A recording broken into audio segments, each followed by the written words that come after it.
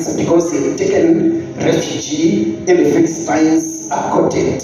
The Bible says then the lords of the Philistines, they refused to have David in their hands. And Achish said to David, you must leave because these guys, they don't know you, they don't want you.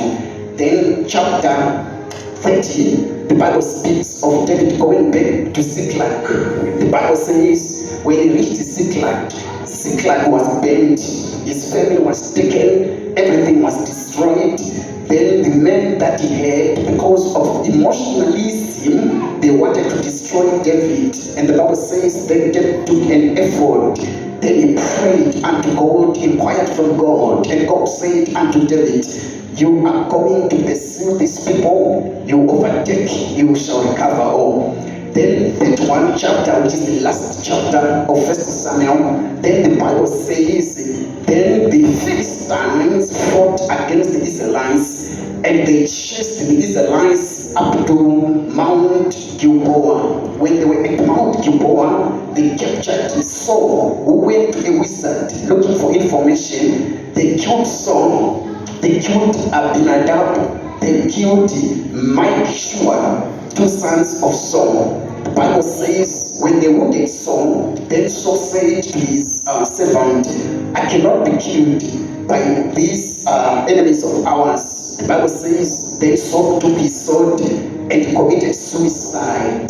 So what the God said, the small God said to Saul, it transpired after 3 chapters, that you shall be killed and join me here in hell. So a familiar spirit, again, it is a demon supposedly attending and obeying a witch. Whatever demon that attends and obeys a witch is a familiar spirit, and they often assume the form of animals. That's why you find out that there are people who use hyenas when they want to bewitch you. Some they use owls, some they use snakes when they want to bewitch you, some they use goblins, some they use griffons. So any animal that can turn into witchcraft, it can only do that on the basis of familiar spirits. When a familiar spirit is assigned, that's why there are good ones, there are rats that are too big.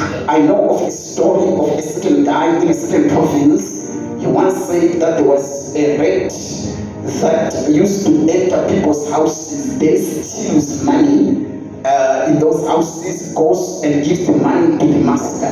It's only a familiar spirit that can give direction to a rat. So one thing that you must understand is, again, that a familiar spirit is a spirit of a dead person, or these are dead people invoked by another person so that they could give guidance or prophecy to them. Which means if in your family right now, there are people who are going to the graves or cemetery and call for someone who has died already, and that person is giving them information, they are doing that by the agents of familiar spirit. And I want to tell you one thing. It's possible that today you can go to the grave of your dad, your mom, your granny, your grandfather. Then you ask for direction and say, I'm going to Pretoria, give me direction, I want to prosper in Pretoria. It's possible that the spirit of the dead can give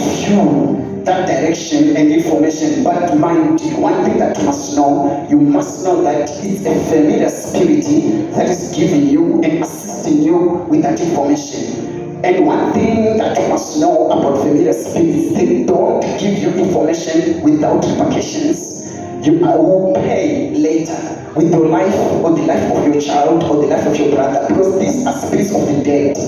So how do you repay a dead spirit?